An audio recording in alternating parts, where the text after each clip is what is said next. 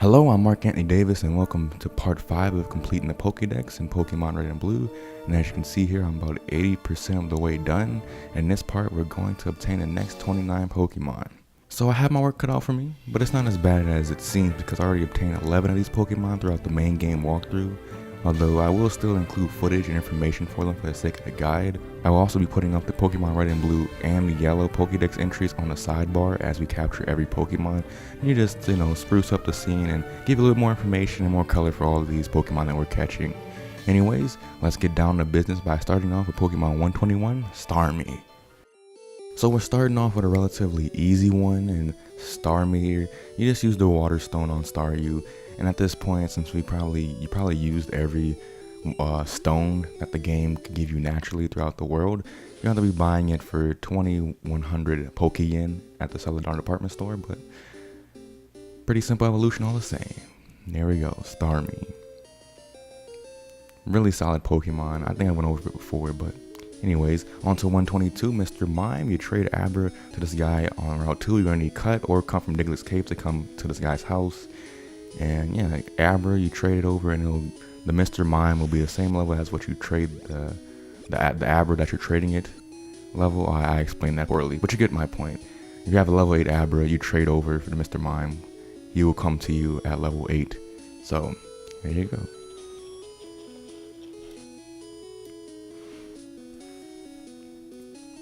So there you go, Mr. Mime is really good alternative if you can't get Alakazam in the game.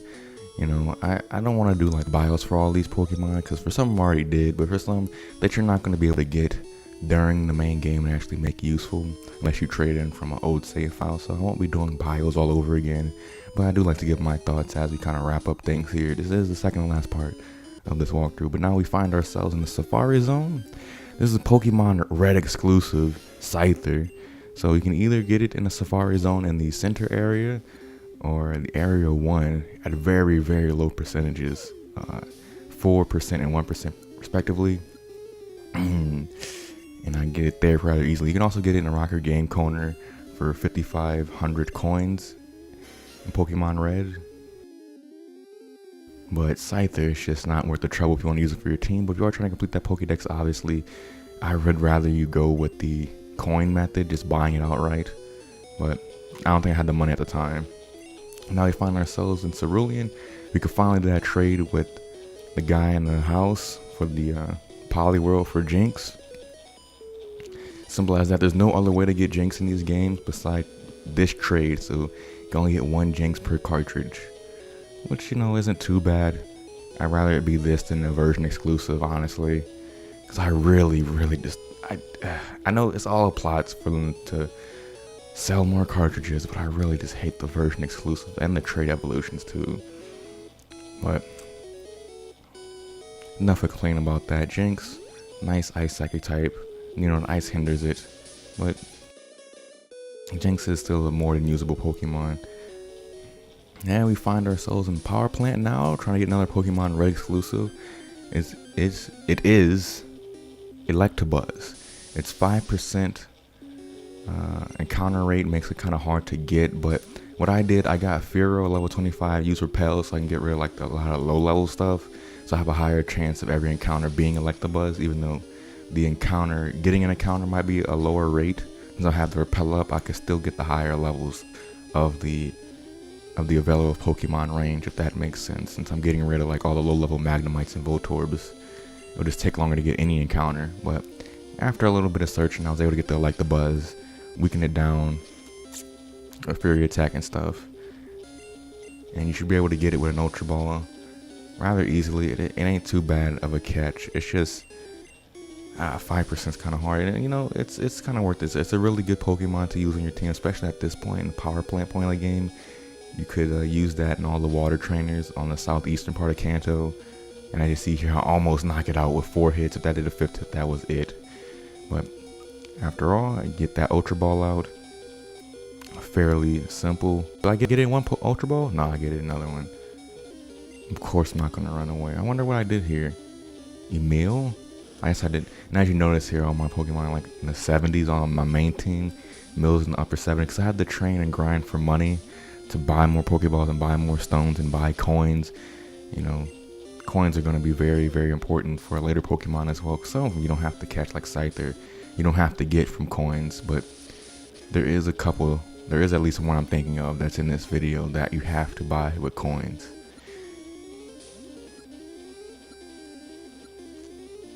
Okay, I finally got it. I don't know why I left all that footage in. Usually I cut that stuff out, but I don't know. So eventually I get the Electabuzz. I got it. No, Ultra Ball took probably 5 or 6 after a while, but next up is another Pokemon Blue exclusive. So you see me recording off this different emulator that shows, it's like I don't even know, it's called BGB is the emulator, which allows me to trade between ROMs. So now I'm recording Pokemon Blue ROM. I'm in Pokemon Mansion 3rd floor. You can get it 10% of the time on the 3rd floor Pokemon Mansion, or 4% of the time on the underground floor Pokemon Mansion. And I also do the repel trick here, so I can whittle down how many Pokemon, different types of Pokemon I get by using the repel trick. It's very similar how you would get roaming legendaries in later games, but anyways, it shouldn't be that much harder to catch than Electabuzz. Honestly, it's just hard to get the get the encounter, I should say. Yeah, and then so here you're gonna see footage of me catching it, and I believe I'm also gonna put footage in of me trading it back to my game, because that's just how it is. If you want to get all 150 Pokemon, you have to have 2 versions of the game. Having 3 like I had for my personal playthroughs, like on my 3DS and stuff, having 3 vastly helps, because you don't have to play the game 3 times to get all 3 starters. But as long as you have 2 and you have 3 playthroughs of one, you have 2 playthroughs of one, you can get all 3 starters, and you can get 3 Eevees, and that's what you really need. There we go.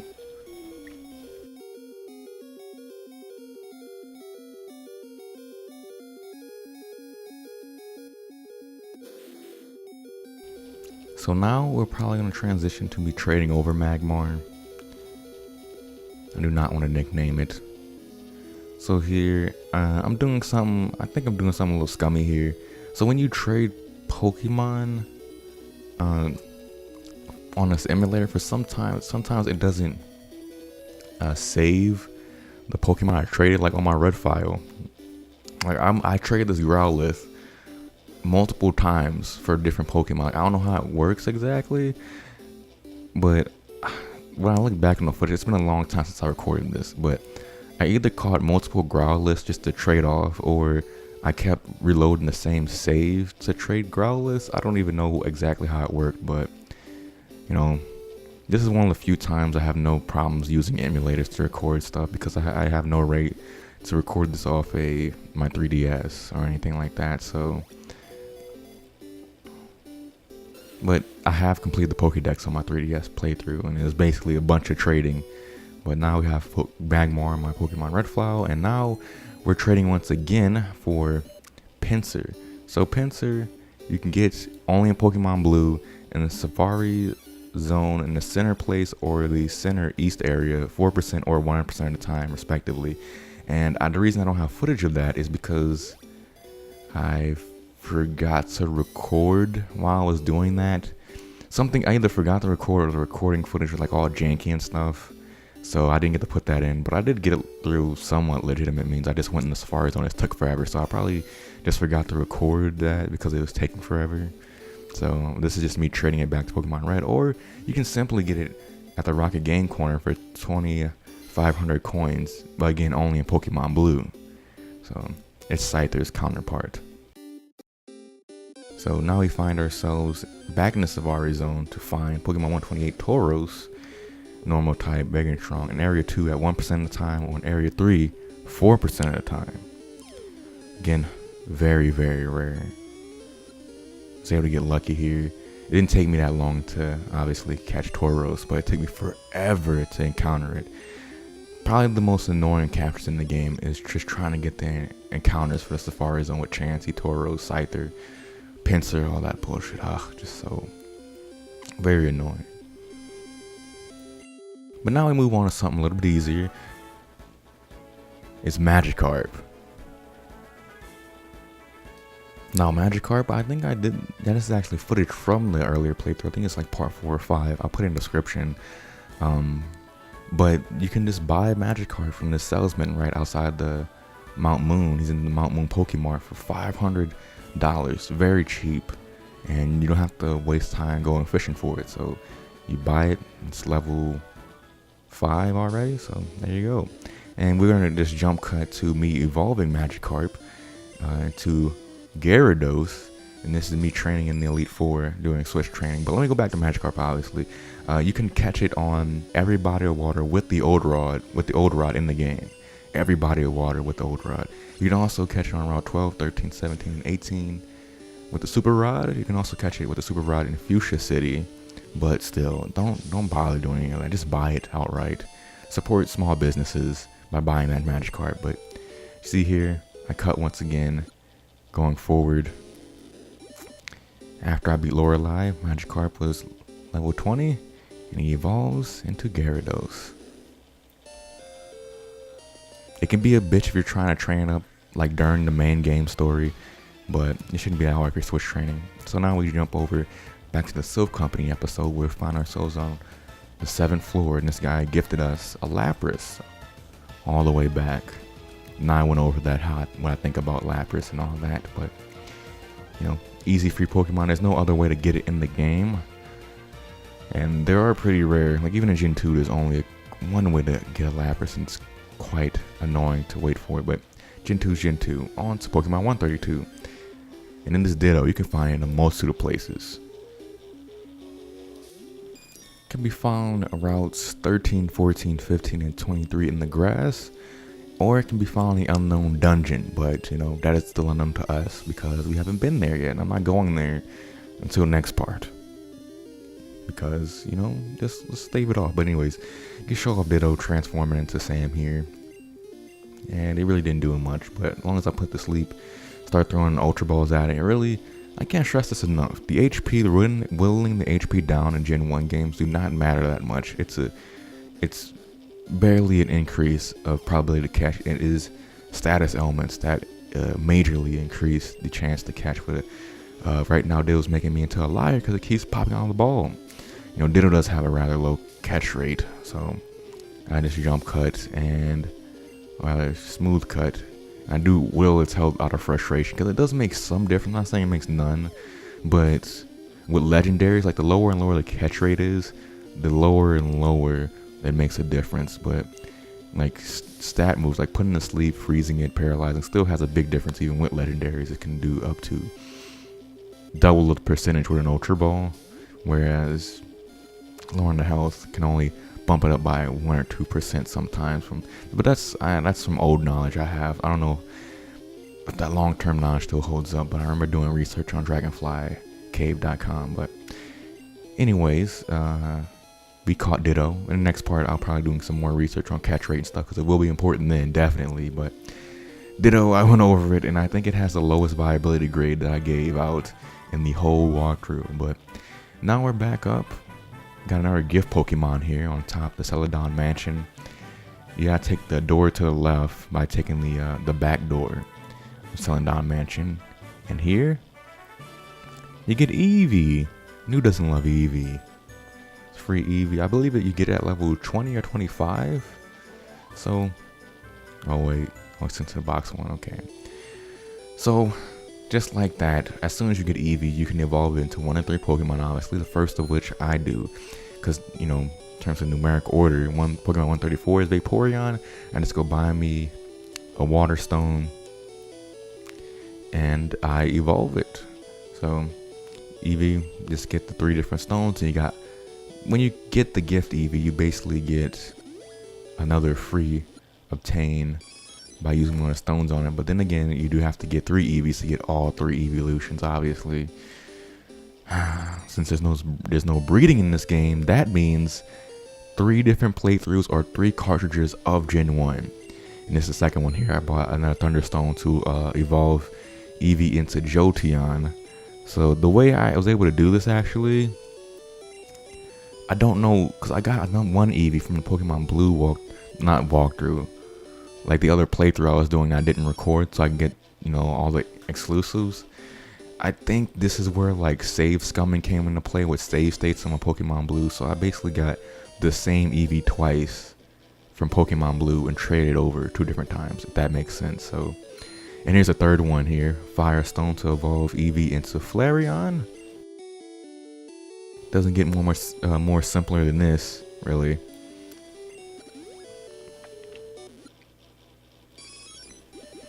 But yeah, it's so they were so shameless in how they spread out the Pokemon with this game.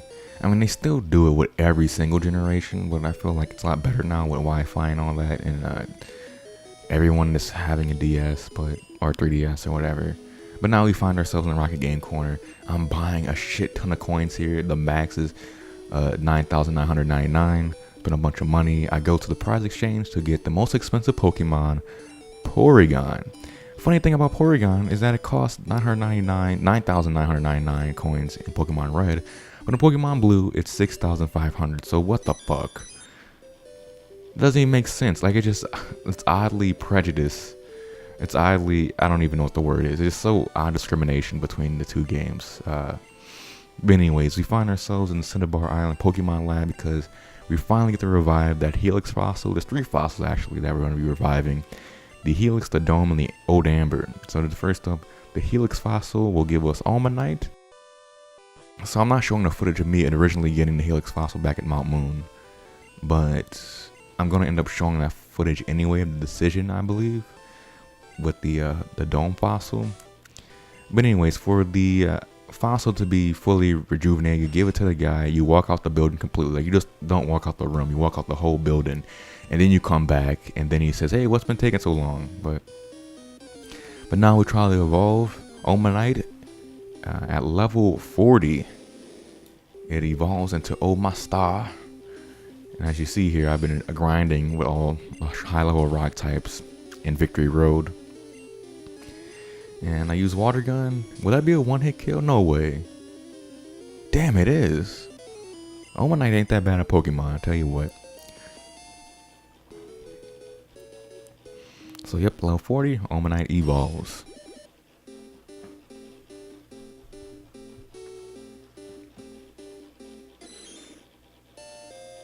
Just like that. Get a beautiful Omastar striking one hell of a pose. I really like that sprite. It's like, so fabulous, I'm me.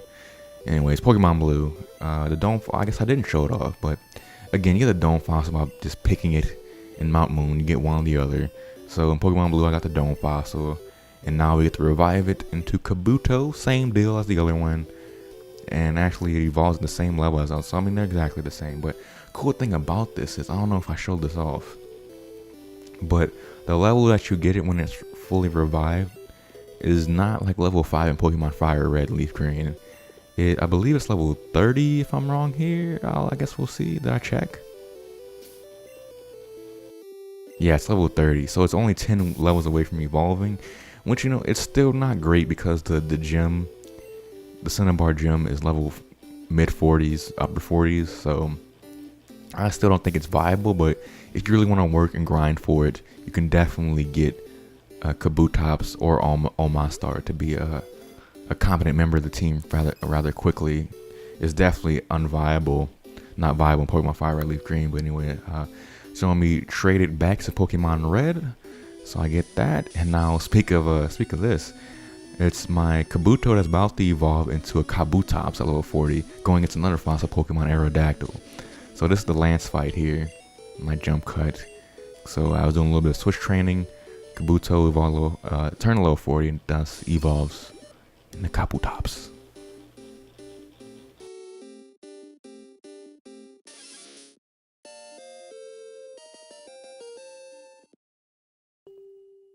So now, I'm surprised I didn't show this off. So the Old Amber, I believe I showed this off during a walkthrough when we finally was able to go use cut on that tree right next to the Pewter City Museum. You go to the back door, you get the Old Amber. So you easily come back here, you give the Old Amber to the guy again, you walk out the building, you walk back in, and you get yourself an Aerodactyl. The nice thing about this is that Aerodactyl doesn't evolve, so that's one less Pokemon you have to go grind up. But also, you get Aerodactyl, at a fairly respectable level. I think again level 30. If I'm wrong, I guess we'll see. So you get a pretty badass Pokemon out the gate from the old Amber. And if you really want to, like I talked about this before, the kind of sequence breaking you can kind of do in this game. Like you don't have to beat the gym leaders in order to a certain degree. I guess I didn't show that off. So Aerodactyl can actually be very fierce against Blaine if you go back and train on. If you skip a lot of trainers, go revive the old Amber, then go back and grind Aerodactyl up. It could actually be pretty damn good. But now you find ourselves on round 12,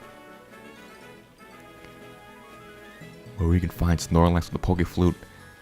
Bad thing about Snorlax, I mean, this is very tough. It's a really good Pokemon. I really like Snorlax. I never used it on my team, but just from looking at stats and moves, it's more than viable, I feel.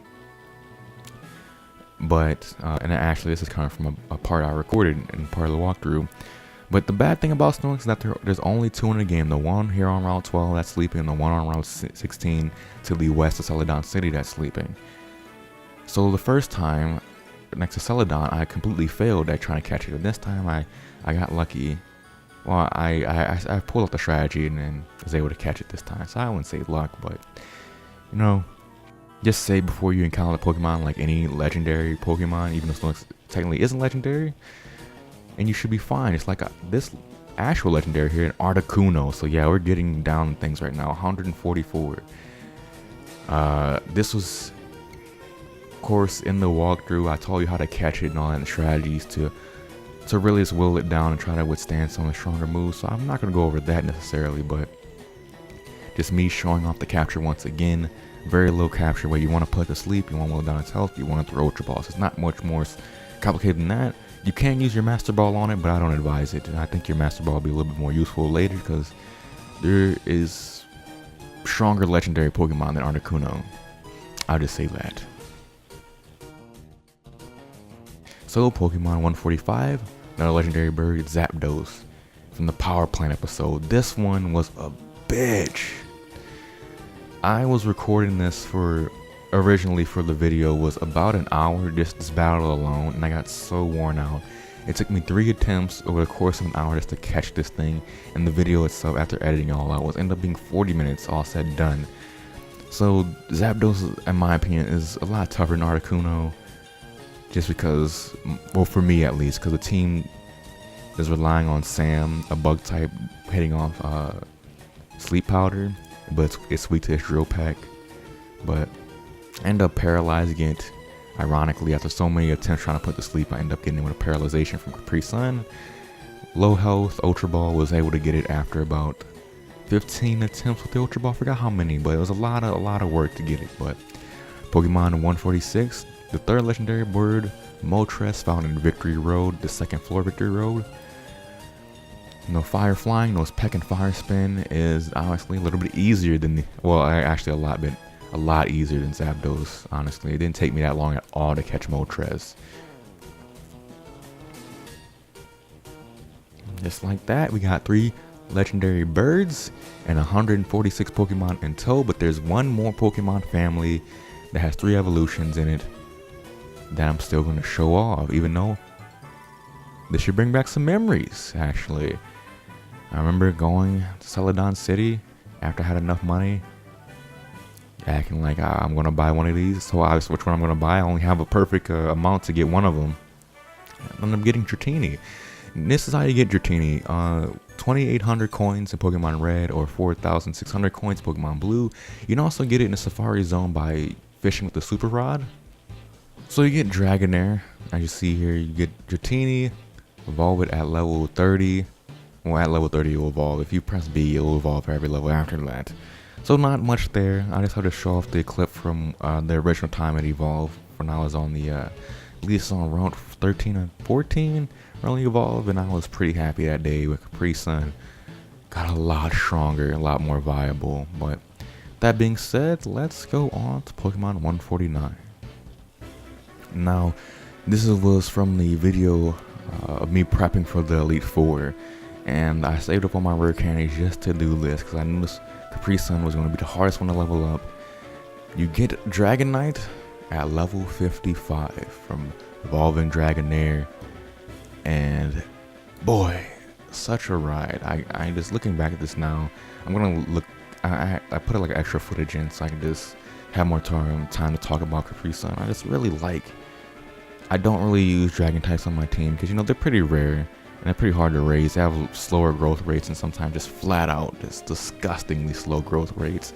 That makes the game a real slog, and that's why I don't recommend really using dragon types, because even though they're strong and have good typing, it just takes up so much time to evolve these things. But I can't say that I can really complain with Capri Sun.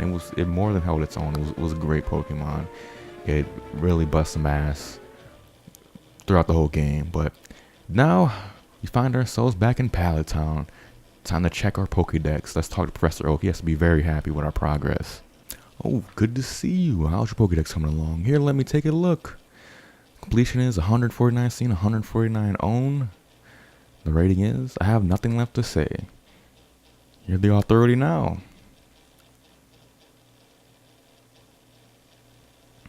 Even though we got the authority status from Professor Oak, there's still one more Pokemon left and one more area yet to discover. And after that, Pokedex should be complete and the game will be over and the walkthrough will be over. So in the next part, we have one final mission, thus one final part. It will be the Unknown Dungeon. We explore every single nook and cranny, get every single item, and get the one new Pokemon it holds. Anyways, thank you so much for watching, and if this was helpful for you any type of way, you know, just tell me down in the comments. But with that being said, have a beautiful day or a wonderful night. Thank you very much for watching.